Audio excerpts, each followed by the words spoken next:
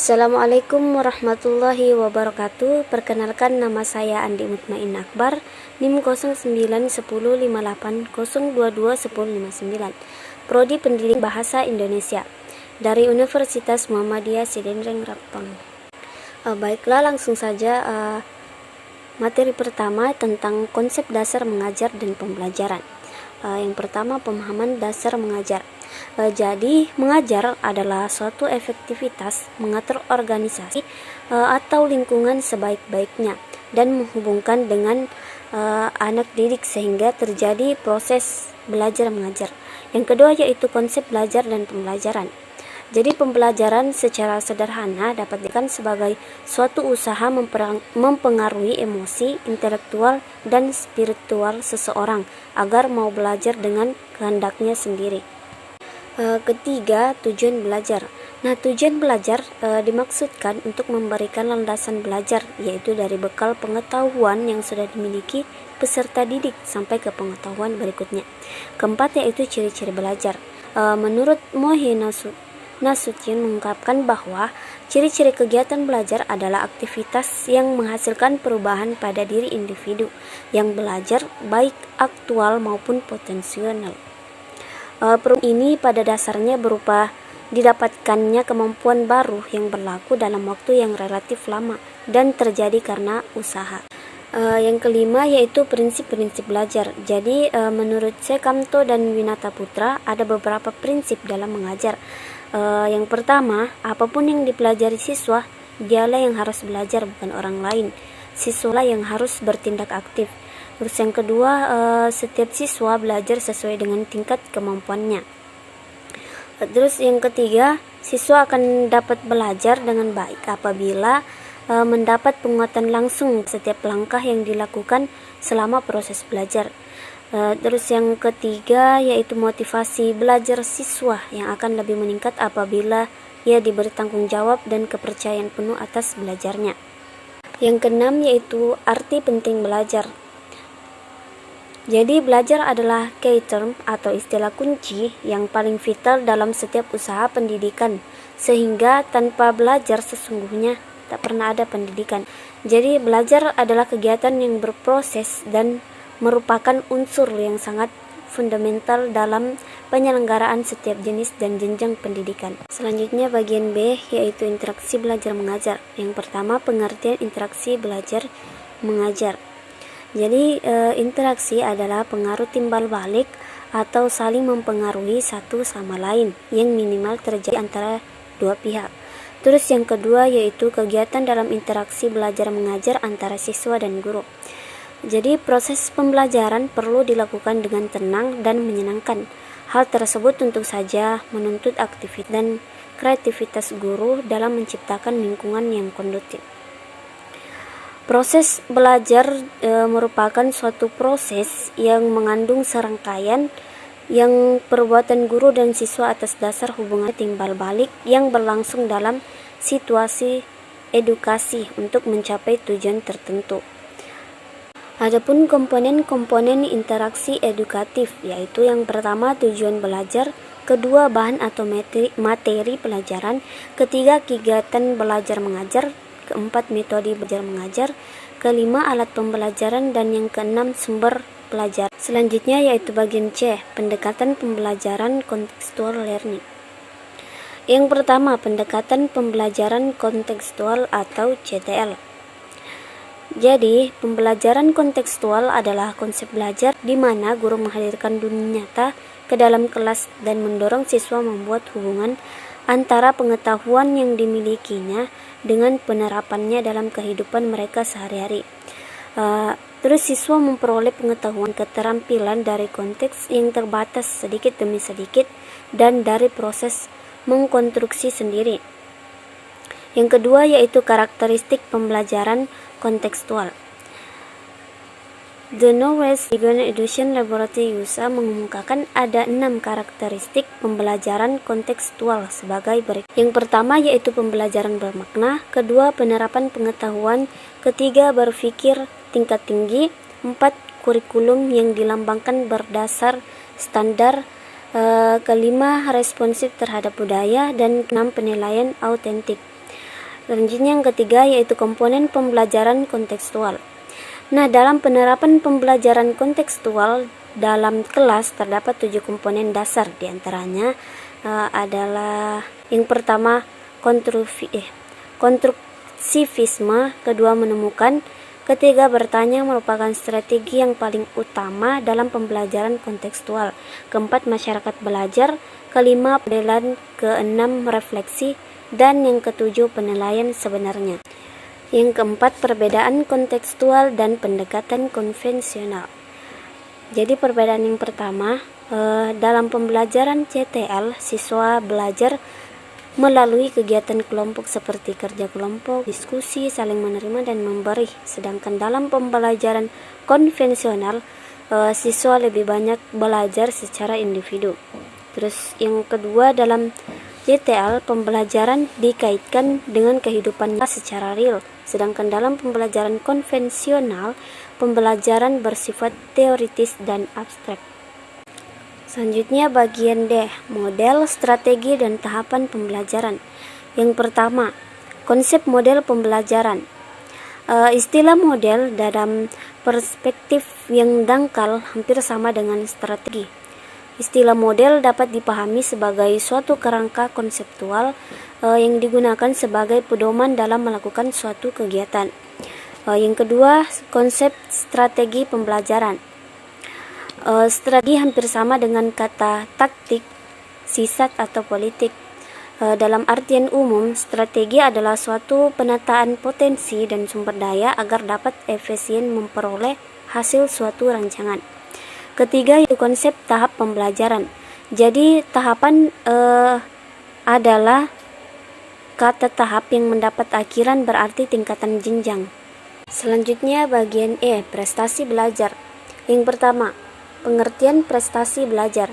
Jadi prestasi belajar adalah hasil yang telah dicapai dari suatu kegiatan yang berupa perubahan tingkah laku yang dialami oleh subjek belajar di dalam suatu interaksi dengan lingkungannya.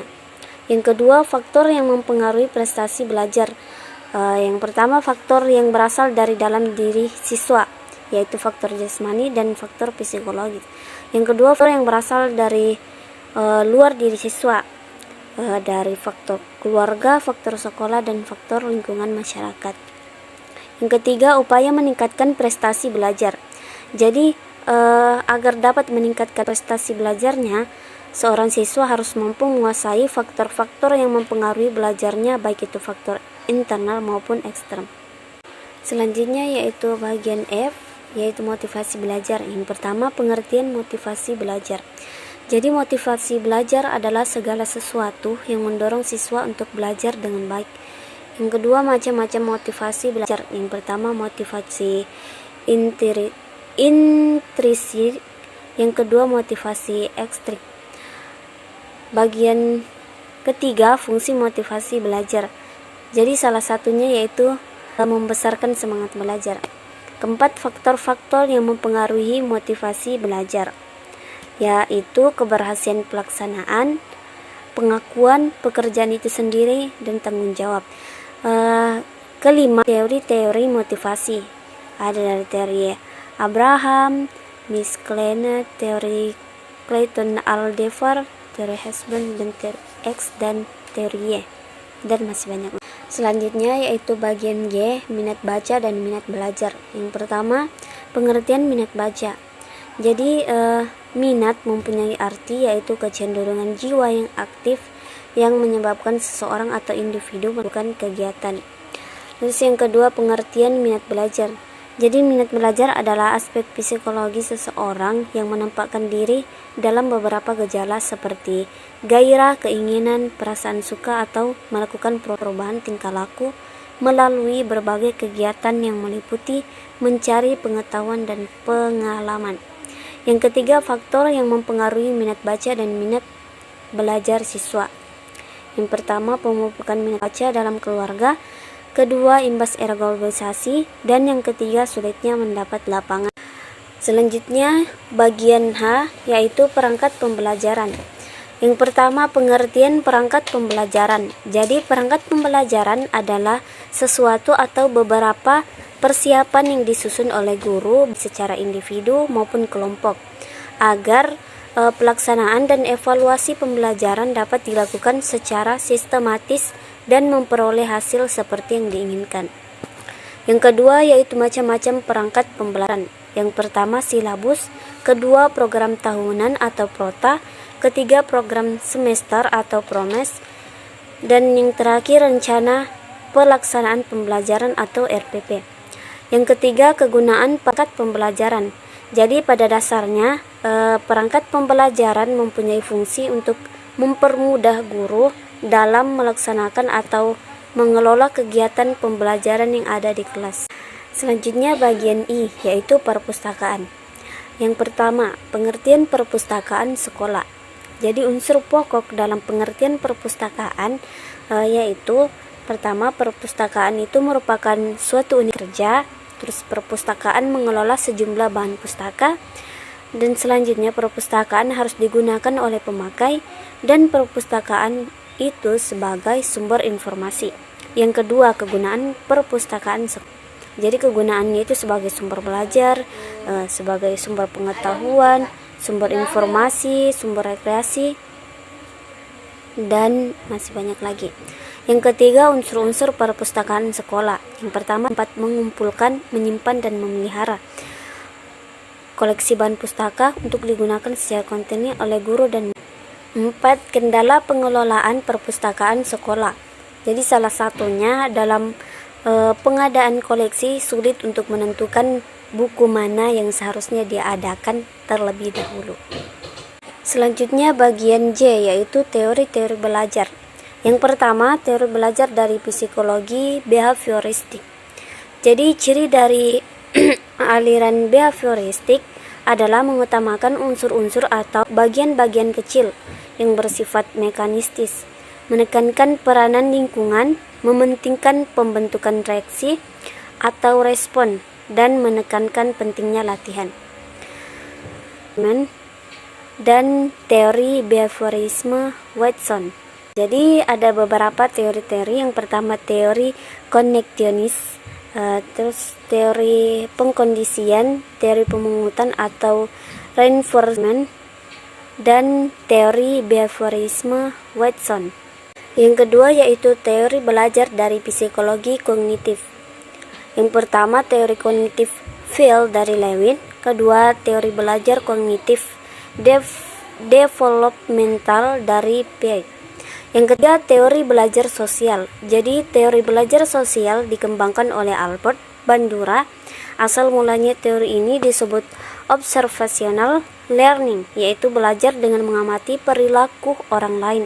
Dasar pemikirannya adalah belajar dengan cara mengamati perilaku individu. Selanjutnya bagian K yaitu efisiensi, pendekatan, dan metode belajar.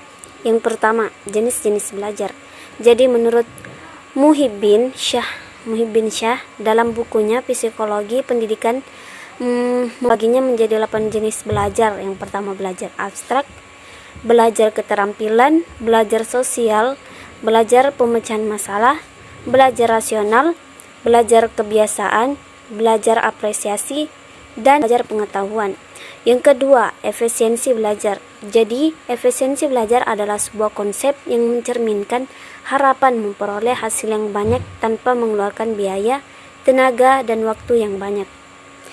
Yang ketiga yaitu pendekatan belajar. Jadi pendekatan belajar adalah konsep dasar yang mewadahi, menginspirasi, menguatkan metode belajar dengan cakupan teoritis tertentu. 4. Metode belajar SG3R. Jadi metode belajar adalah suatu cara kerja yang sistematik dan umum, berfungsi sebagai alat untuk mencapai suatu tujuan, baik tidaknya, tepat tidaknya, suatu metode dipengaruhi oleh berbagai faktor. Selanjutnya bagian L yaitu emosional belajar. Yang pertama pengertian emosional belajar. Jadi emosional belajar adalah pengalaman efektif yang kuat dan ditandai oleh perubahan-perubahan fisik dalam hal belajar. Jadi pada intinya emosional belajar adalah kemauan belajar. Yang kedua, faktor yang mempengaruhi emosional belajar. Yang pertama, perubahan jasmani. Kedua, pola interaksi dengan orang tua. Yang ketiga, interaksi dengan teman sebaya. Keempat, pandangan luar. Dan kelima, interaksi dengan sekolah. 3, macam-macam emosi belajar.